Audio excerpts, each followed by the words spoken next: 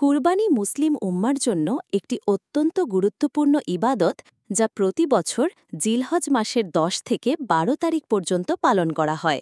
কুরবানি শব্দটি আরবি কুরবান থেকে এসেছে, যার অর্থ নৈকট্য লাভ করা, ত্যাগ বা উৎসর্গ। পারিভাষিক অর্থে আল্লাহর সন্তুষ্টি লাভের জন্য নির্দিষ্ট দিনে নির্দিষ্ট পশু জবেহ করাকে কুরবানি বলা হয়। এটি শুধু পশু জবেহ করার কোনো প্রথা নয়, বরং এর পেছনে রয়েছে ত্যাগ, আত্মসমর্পণ এবং আল্লাহর প্রতি অগাধ ভালোবাসার এক মহিমান্বিত ও সুপ্রাচীন ইতিহাস।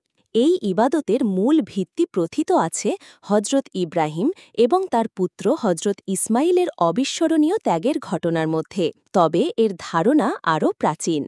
মানব ইতিহাসের প্রথম কুরবানির ঘটনাটি ঘটেছিল মানবজাতির পিতা হজরত আদমের দুই পুত্র হাবিল ও কাবিলের মাধ্যমে। আল্লাহ তাআলা তাদের উভয়কে কুরবানি পেশ করার নির্দেশ দেন। এই ঘটনাটি পবিত্র কোরআনে বর্ণিত হয়েছে। আল্লাহ বলেন, ওয়াতলু আলাইহিম নাবা আবনাই আদামা বিল হক ইদ কাররাবা কুরবানান ফাতুকুব্বিলা মিন আহাদিহিমা ওয়ালাম ইউতাকাব্বাল মিনাল আখর। অনুবাদ, আপনি তাদের কাছে আদমের দুই পুত্রের ঘটনাটি যথাযথভাবে তিলাওয়াত করুন। যখন তারা উভয়ে কুরবানি পেশ করল, তখন তাদের একজনের কুরবানি কবুল করা হল এবং অন্যজনের কবুল করা হল না। সূরা আল মায়েদা আয়াত ২৭। হাবিল ছিলেন একজন পশুপালক। তিনি তার পালের সবচেয়ে সেরা ও হৃষ্টপুষ্ট দুম্বাটি আল্লাহর জন্য উৎসর্গ করলেন। অন্যদিকে কাবিল ছিলেন একজন কৃষক। তিনি তার উৎপাদিত ফসলের সবচেয়ে নিম্নমানের কিছু অংশ কুরবানির জন্য পেশ করলেন। আল্লাহ তাআলা হাবিলের কুরবানি কবুল করলেন, কারণ তা ছিল আন্তরিকতা ও তাকওয়া সহকারে পেশ করা। অন্যদিকে কাবিলের কুরবানি প্রত্যাখ্যাত হল তার আন্তরিকতার অভাবে। এই ঘটনা থেকে কুরবানির মূল শিক্ষা স্পষ্ট হয়। আল্লাহ পশুর রক্ত বা মাংস দেখেন না, তিনি দেখেন বান্দার অন্তরের তাকওয়া বা খোদাভীতি। যা কিছু আল্লাহর জন্য উৎসর্গ করা হবে তা হতে হবে সর্বোত্তম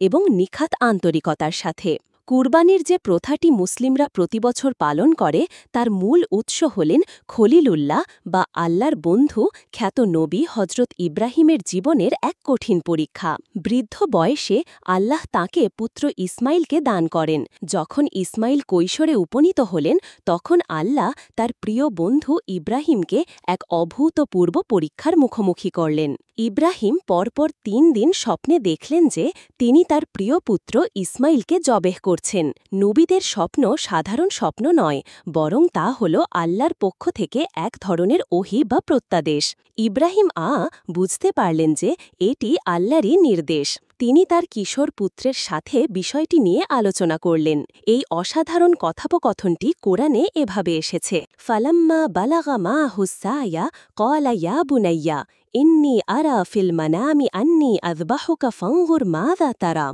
অনুবাদ, অতঃপর সে যখন তার পিতার সাথে চলাফেরা করার বয়সে উপনীত হল, তখন ইব্রাহিম বলল, হে আমার প্রিয় পুত্র, আমি স্বপ্নে দেখি যে তোমাকে আমি জবেহ করছি। এখন তোমার অভিমত কি দেখো? পুত্রের উত্তর ছিল আরও বিস্ময়কর। পিতার প্রতি পূর্ণ আস্থা এবং আল্লাহর প্রতি চূড়ান্ত আত্মসমর্পণের এক উজ্জ্বল দৃষ্টান্ত স্থাপন করে তিনি বললেন, ক্বালা ইয়া আবাতি ফা'মাল মা তু'মার সাতাজিদুনি ইনশা আল্লাহু মিনাস সাবিরিন। অনুবাদ, সে বলল, হে আমার পিতা, আপনাকে যা আদেশ করা হয়েছে তাই করুন। আল্লাহ চাহেন তো আপনি আমাকে ধৈর্যশীলদের অন্তর্ভুক্ত পাবেন। সূরা আস-সফফাত আয়াত ১০২। পিতা-পুত্রের এই কথোপকথন আল্লাহর প্রতি তাদের নিঃস্বার্থ আনুগত্য ও ভালোবাসার এক বিরল চিত্র। এরপর হজরত ইব্রাহিম তার পুত্রকে নিয়ে মিনার দিকে রওনা হলেন। কথিত আছে, পথিমধ্যে শয়তান ৩ বার তাদেরকে এই ঐশী নির্দেশ পালন থেকে বিরত করার চেষ্টা করে।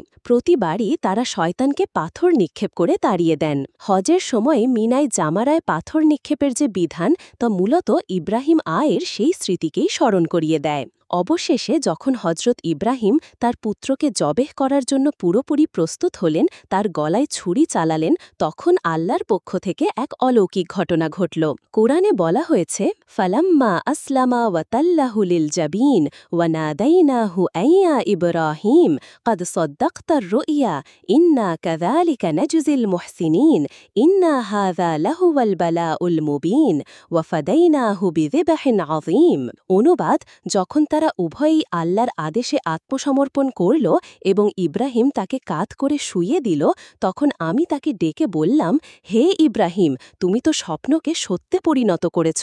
আমি এভাবেই সৎ কর্মশীলদের পুরস্কৃত করি। নিশ্চয়ই এটি ছিল এক সুস্পষ্ট পরীক্ষা, আর আমি এক মহান কুরবানির বিনিময়ে তাকে মুক্ত করলাম। আল্লাহ তাআলা ইব্রাহিমের আনুগত্যে সন্তুষ্ট হলেন।